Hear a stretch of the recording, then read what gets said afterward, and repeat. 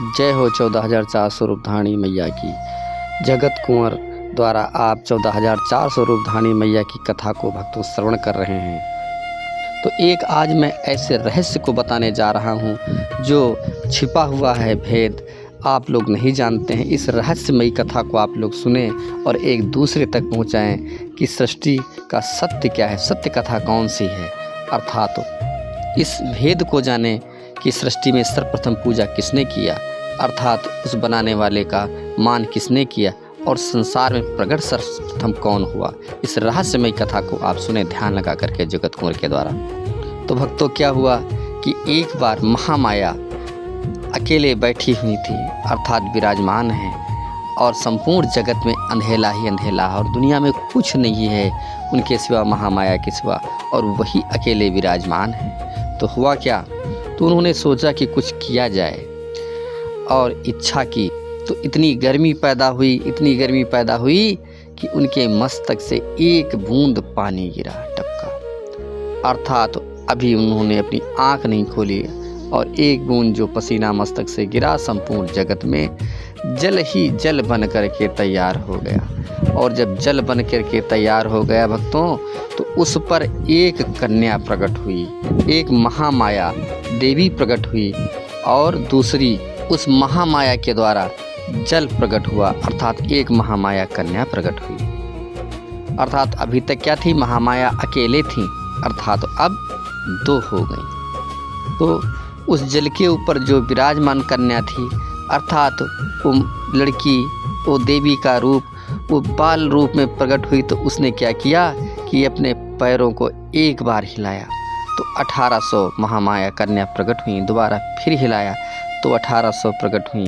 तिबारा फिर हिलाया भक्तों तो 1800, चौथी बार फिर हिलाया तो 1800, पांचवी बार फिर हिलाया तो 1800, छठी बार फिर हिलाया तो 1800 कन्याएं बन करके प्रकट हो गईं और सातवीं बार फिर हिलाया तो 1800 कन्याएं बन करके प्रकट हुईं और आठवीं बार फिर हिलाया तो 1800 कन्याएं भक्तों बन करके प्रकट हो गईं। अब मैया की आप लीला को देखिए। इस प्रकार माता जी के 14,400 रूप प्रकट हुए, अर्थात उस जल पर विराजमान हो कन्या, उस जल ने 14,400 रूपों को धारण कर लिया पल भर में। अब देखिए, प्रकट होते ही बुद्धि आई, अर्थात सोचा कि हमारा बनाने वाला कौन है। उस जल ने सोचा कि हमको किसने प्रकट किया, वो कौन है और वो कहाँ इस प्रकार की आवाज़ लगाया। अर्थात जब आवाज़ लगाया और सर्वप्रथम बनाने वाले को उसने शीश नवाया, अर्थात उस कन्या ने शीश को झुकाया उस महामाया ने कि जिसने हमको बनाया है, मैं बनाने वाले को प्रणाम करती हूँ। और उस जल ने प्रणाम किया, अर्थात जो माता रानी ने 8 बार भक्तों पैर चलाया, उससे क्या हुआ कि 8 पहाड़ बन करके तैयार हो गए, क्योंकि 8 बार ही तो उन्होंने पैर हिलाया। आज भी माता जी ने माँ जगत तारण में भेद लिखाया कि जब कोई बच्चा पैदा हो, लड़का हो या लड़की हो, और जब से पैदा हो तो इसे देखिए कि जैसे पैर हिलाता है तो समझ लीजिए कि एक और पैदा होगा। अगर लड़की है तो एक और पैदा होगी, अर्थात लड़का है तो एक और पैदा होगा। ये महामाया ने माँ जगत तारण में सरस्वती माता जी ने भेद लिखाया। अब भक्तों, सर्वप्रथम किसने बनाने वाले को प्रणाम किया? उस जल ने प्रणाम किया कि जिसने हमें बनाया है, मैं सदैव उसकी पूजा करूँगी।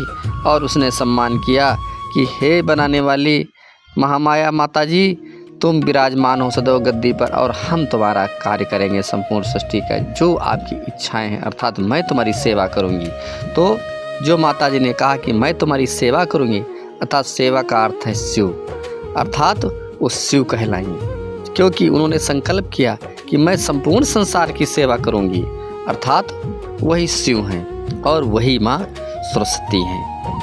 तो ये जो कथा भक्तों सुनता है, अर्थात ये समस्त दुखों को हरने वाली है, सुखों को प्रदान करने वाली है और विपदा को मिटाने वाली है 14,400 रूपधानी मैया की ये जो कथा है, क्योंकि ये सृष्टिकर्ता की कथा है, अर्थात महामाया की कथा आप सुन रहे हैं। क्योंकि इस भेद को महामाया माँ सरस्वती ने स्वयं माँ जगत तारण में भेद लिखाया, क्योंकि बनाने वाले को किसी ने तक देखा नहीं, इसलिए आवाज़ सभी ने सुनी है, अर्थात उसका भेद किसी ने नहीं पाया। अब सोचिए कि जल ने सर्वप्रथम प्रणाम किया, अर्थात पूजा उस बनाने वाले की किसने किया? जल ने, क्योंकि जब प्रकट जल हुआ तो जल ही तो प्रणाम करेगा। तो ये भक्तों कथा मैं प्रथम पाठ आपको सुना रहा हूँ 14,400 रूपधानी का, जिसको आप श्रवण करें, अर्थात उस सृष्टि का भेद जाने की भेद क्या है जगत कुंवर के द्वारा। जय सरस्वती माँ।